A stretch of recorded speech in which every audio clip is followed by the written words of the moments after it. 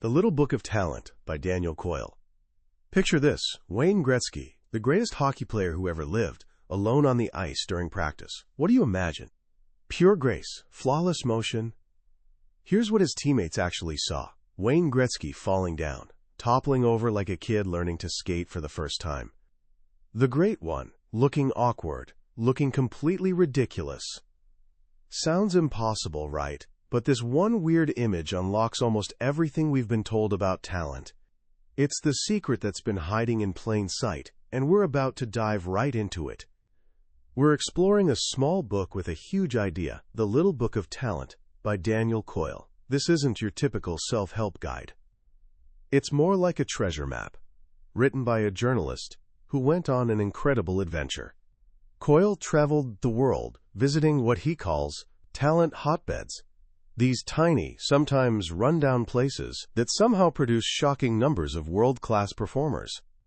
He found a beat-up tennis club in Moscow that creates more top-ranked female players than the entire United States. He visited a humble music camp in the mountains where students make a year's worth of progress in just 7 weeks. He studied inner-city schools, vocal studios, and Olympic training centers. Everywhere he went, he wasn't searching for magic, he was looking for patterns. And boy, did he find them. What he discovered flips the script on everything we've been taught. That whole idea that talent is a gift you're either born with or not, turns out it's a myth. Coyle found that talent isn't something you inherit. It's something you grow, something you build, something you forge through specific actions. This little book has quietly become essential reading for coaches, teachers, parents, and anyone looking to get better at, well, anything. It's sold hundreds of thousands of copies, not because of fancy marketing, but because the 52 tips inside actually work. They're simple, practical, and grounded in the latest science of how our brains build skills. So here's what I want you to do. Forget everything you think you know about your own potential. Forget those times you tried something and gave up because you weren't a natural. Forget the idea that some people just get lucky. By the end of our time together, you'll understand the 3 core ingredients that every world-class performer uses to build incredible skills. You'll have a new owner's manual for your brain, and you'll see that the path to excellence isn't about genius. It's about habits you can start building today. This isn't about becoming Wayne Gretzky overnight. It's about understanding why he was willing to fall and how you can use that same principle to rise. Let's start with something simple but powerful, a feeling that Daniel Coyle calls ignition. Ignition is that moment when you see someone do something extraordinary, and a quiet voice whispers in your mind, "I could be them." It's not envy. It's a spark of connection. This is where all talent truly begins. For centuries, we've believed that talent starts with our genes. But Coyle's research in these talent hotbeds showed him something different. Talent begins with a brief, powerful encounter that links your identity to a high-performing person or group. Think about this. In 1997, there were 0 South Korean golfers on the women's professional tour. Today, there are over 40. Winning about a third of all events. What happened? One golfer, Se Pak, won 2 major tournaments in 1998. In that moment, she became a vision of the future for thousands of young girls back home. They saw her and felt that spark. As one of them said, "If she can do it, why can't I?" This is the first lesson. You have to stare at who you want to become. Coyle calls this filling your windshield. The key to igniting your motivation is filling that windshield with vivid images of your future self. It's not about passive watching. It's about staring with intensity, the same way a hungry cat watches a bird, or a baby studies a parent's face. This isn't just a nice idea, it's backed by science. Studies show that even a brief connection to a role model can dramatically increase your unconscious motivation. In one experiment, simply telling people they shared a birthday with a successful mathematician made them work 62% harder on difficult math problems. Your brain sees the connection and says, that person is like me, their success is possible for me. So how do you do this? Find your heroes. Watch videos of them, not just for entertainment but for study. Before you practice, before you go to sleep, watch them. Don't just look at what they do. Try to feel it. You're engraving their skill onto your brain. This leads us to the second part. Once you have that spark, you need a blueprint. Inspiration alone isn't enough. You have to start building. And the best builders are also the best thieves. Coyle's third tip is steal without apology. We're often taught to be original, to find our own natural style. Coyle says that's nonsense. All improvement is about absorbing and applying new information, and the best information comes from top performers, so you steal it. This has a noble tradition. Steve Jobs famously stole the idea for the computer mouse from a research center. The Beatles stole the high woo sounds in their early hits from their idol, Little Richard. As Picasso said, good artists borrow, great artists steal. When you steal, don't just copy the general vibe, focus on specifics, the exact angle of a golfer's elbow, the precise pause a comedian takes before the punchline, the curve of a singer's lips as they hit a high note. Ask yourself 2 questions. What exactly are the critical moves here? And how do they perform them differently than I do? This process of staring and stealing helps you build a high-definition mental blueprint. But to use that blueprint, you need to understand what kind of structure you're building. This is one of the most practical ideas in the book. Coyle explains that every skill falls into one of 2 categories: hard skills or soft skills. Hard skills are about repeatable precision. They have one single ideal path. Think of a perfect golf swing, a gymnast's vault, or flawlessly playing a musical scale. The goal here is to be like a Swiss watch, reliable, exact, and automatic. For hard skills, you must work like a careful carpenter. You measure twice, cut once. You're slow, meticulous, and obsessed with errors. The first few attempts are crucial because they lay down the initial tracks in your brain. Like the first sled down a snowy hill, all future sleds tend to follow that groove, so you have to make that first groove perfect. Soft skills, on the other hand, are about flexibility. There isn't one right way, there are many. Think of a soccer player improvising an attack, a comedian working a crowd, or an entrepreneur navigating a tense negotiation. These skills are about recognizing patterns and making smart choices in constantly changing environments. The goal isn't to be a Swiss watch, it's to be adaptable and interactive. For soft skills, Coyle says you need to play like a skateboarder. You don't build these skills by being careful and slow. You build them by playing, exploring, and experimenting in challenging environments. You try new tricks, you fall, you get back up, you try something else. You're aggressive, curious, and not afraid of mistakes. This is why Brazilian soccer players are so creative.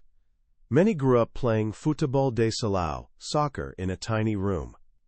The small court forces players to make thousands of quick decisions and touches. It's a laboratory for improvisation. Most talents, of course, are a mix of both. A quarterback needs the hard skill of a perfect spiral and the soft skill of reading a defense. A musician needs the hard skill of finger placement and the soft skill of emotional interpretation. Coyle gives us one crucial piece of advice here. Always honor the hard skills first. They're the trunk of the tree. The soft skills are the branches. Build the trunk first, and the branches will have a solid foundation to grow from. So you've found your inspiration. You've started stealing from the best. You understand whether you're building a hard or soft skill. Now comes the part where most people get stuck: the practice. This is the heart of the Little Book of Talent. Coyle argues that people in talent hotbeds have a completely different relationship with practice. For most of us, practice is a chore. It's the boring stuff we do before the fun part, the game, the performance. But for world-class performers, practice is the game. It's the center of their world. The right kind of practice is called deep practice. And the key to deep practice is finding a very specific place called the sweet spot. Imagine 3 zones of learning. The first is the comfort zone. Things feel easy, effortless. You're doing something you already know how to do. Your success rate is high, maybe 80% or more. The problem? You're not learning much here. The third is the survival zone. You're completely overwhelmed, thrashing, guessing, just trying to stay afloat. Your success rate is below 50%. You're not learning here either because you're just confused. The magic happens in the middle, the sweet spot. Here, you feel frustration, difficulty, and intense alertness to your errors. You're fully engaged in struggle. You're stretching with everything you've got for a goal that's just barely out of reach. You brush it with your fingertips, fail, and then reach again. Your success rate is somewhere between 50 and 80%. This feeling of struggle isn't a sign you're failing. It's a biological necessity. It's the sensation of your brain building new connections. As one psychologist calls it, it's desirable difficulty. Coyle tells a fantastic story about a 13-year-old clarinet player named Clarissa. She was perfectly average. But one day, researchers watched her practice and saw something remarkable. In 5 minutes, Clarissa accomplished what would normally take her a month. Here's what she did. She played a few notes of a new song, made a mistake, and immediately froze. She didn't just plow ahead, she stopped. She stared at the music sheet. She hummed the notes to herself. She silently rehearsed the finger movements. Then she started again. She got a little farther, made another mistake, and stopped again. Back to the start. In those 5 minutes, every single time she made an error, she sensed it and fixed it. She was operating right on the edge of her ability, in her sweet spot. She wasn't just playing the clarinet. She was building her brain. This is the central engine of skill development. And the book is packed with practical tips on how to find and live in this sweet spot. One of the simplest is to slow it down. Super slow practice acts like a magnifying glass, allowing you to see your mistakes with perfect clarity. Ben Hogan, one of the greatest golfers ever, used to practice his swing so slowly that when the club finally made contact, the ball would only move about an inch. The saying goes, it's not how fast you can do it, it's how slowly you can do it correctly. Another technique is to break every move down into chunks.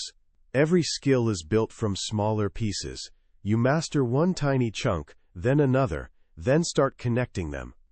Musicians at one elite camp literally cut up their sheet music into small sections, put the pieces in a hat, and practice each one randomly. Only after they've mastered the individual chunks do they put the song back together. See the whole thing, break it down, put it back together, repeat. And this brings us back to Wayne Gretzky falling on the ice. He was so good that to find his sweet spot, he had to push himself to the absolute limits of balance and control. He had to risk looking stupid. This is tip 5. Be willing to be stupid. Reaching, failing, and reaching again is the only way the brain grows. In the world of talent, mistakes aren't failures. They're guideposts. They're the information you use to get better. But deep practice isn't just about struggle. It's also about how you frame that struggle. Coyle suggests you stop doing drills and instead play small, addictive games. The word drill sounds like drudgery, but game sounds like fun. If you can count it, you can turn it into a game. Instead of just playing a guitar chord over and over, count how many times you can play it perfectly in a row. Try to beat yesterday's score. This simple shift in mindset keeps you engaged and motivated. And this brings us to the final crucial part, sustaining your progress. Getting started is one thing, but how do you keep going when you hit a wall, when motivation fades, or when progress slows to a crawl? The first rule is to embrace repetition. Repetition has a bad reputation. We think of it as boring, but Coyle argues this is a huge misunderstanding. Repetition is the single most powerful tool we have for improving skills. Why? because of a substance in our brain called myelin. Think of the wiring in your brain like electrical wires. Myelin is the rubber insulation that wraps around those wires. The more you fire a particular circuit, the more you repeat an action, the more layers of myelin your brain adds to that wire. And the more myelin you have, the faster, stronger, and more accurate the signal becomes. Practice doesn't just make perfect. Practice makes myelin, and myelin makes perfect. When Navy SEAL Team 6 prepared for the raid on Osama bin Laden's compound, they didn't just talk about it. They built full-scale replicas of the compound and rehearsed the mission dozens and dozens of times under all kinds of conditions. They were using repetition to build the high-speed brain circuits they'd need for the real thing. As martial arts legend Bruce Lee said, "I fear not the man who has practiced 10,000 kicks once, but I fear the man who has practiced one kick 10,000 times." To embrace repetition, you need to adopt what Coyle calls a blue-collar mindset. Top performers don't wait for inspiration to strike. They get up and go to work, day in and day out, whether they feel like it or not. The artist Chuck Close said it best: "Inspiration is for amateurs." You also need to be patient. Talent grows slowly. Coyle shares a beautiful saying he heard at the Moscow Tennis Club: "Think like a gardener, work like a carpenter." A gardener is patient. They plant a seed and tend to it, trusting the process of growth without yanking it up every day to see if it's working. A carpenter is methodical. They work steadily, knowing that each small, precise piece they cut will eventually connect to a larger, beautiful whole. And finally, one of the most surprising and useful tips in the entire book for sustaining progress is Tip 51. Keep your big goals secret. This sounds completely counterintuitive. We're always told to share our goals to create accountability. But research from New York University found the exact opposite. When you announce your big goals to others, it creates a premature sense of accomplishment. Your brain gets a little dopamine hit, as if you've already done the work. And as a result, your motivation to actually do the work drops. In the study, people who announced their goals quit significantly earlier than those who kept quiet. The ones who stayed silent remained hungry. So when you set out to build a new skill, hold that big dream close to your heart. Let it be your private fuel source. Don't talk about it. Work towards it. Let your results speak for themselves. From the spark of ignition to the careful work of the carpenter, from the struggle of the sweet spot to the patient wisdom of the gardener, the Little Book of Talent gives us a new way of seeing ourselves. It tells us that the distance between who we are and who we want to be isn't a matter of luck or genetics. It's a matter of practice. Small, smart actions repeated over time. That's the real secret. That's how talent is built. As we wrap up our journey through the Little Book of Talent, I want to leave you with a final thought on why this small book has such a big impact. In a world obsessed with overnight success, with viral sensations and life hacks, Daniel Coyle's message is a grounding, powerful, and deeply hopeful reminder of a timeless truth. Mastery is a slow, steady, and beautiful process. The most profound lesson here isn't just one of the 52 tips. It's the underlying philosophy that connects them all. Your ability is not fixed. It's not a stone tablet that defines you. It's a living, growing thing. And you are its caretaker. You're the gardener and the carpenter of your own skills. This is an incredibly liberating idea, especially when you're young. It's easy to look at the world and feel like everyone else has already figured it out. You see people who seem to be naturals at sports, at math, at art, and it's tempting to think, well, I guess I just don't have that. Coyle's work is a direct challenge to that voice of doubt. He shows us, through compelling stories and clear science, that the naturals are almost always the ones who started earlier, practiced smarter, and embraced the struggle more willingly. Michael Jordan was cut from his high school varsity team. Walt Disney was fired from an early job for lacking imagination. Their talent wasn't a gift. It was a victory won through thousands of hours of deep practice. So how can you start applying this today? Let's make it simple. First, just for this week, pick one skill you want to improve. Then find your role model. Go on YouTube, find a video of someone brilliant at that skill, and just stare. For 15 minutes a day, don't just watch. Try to feel what they're doing. This is how you create the spark of ignition. Second, when you practice that skill, look for the struggle. Don't avoid it. Seek out that feeling of almost. Find the edge of your ability and just hang out there for 5 minutes. Don't worry about success. Worry about the reach.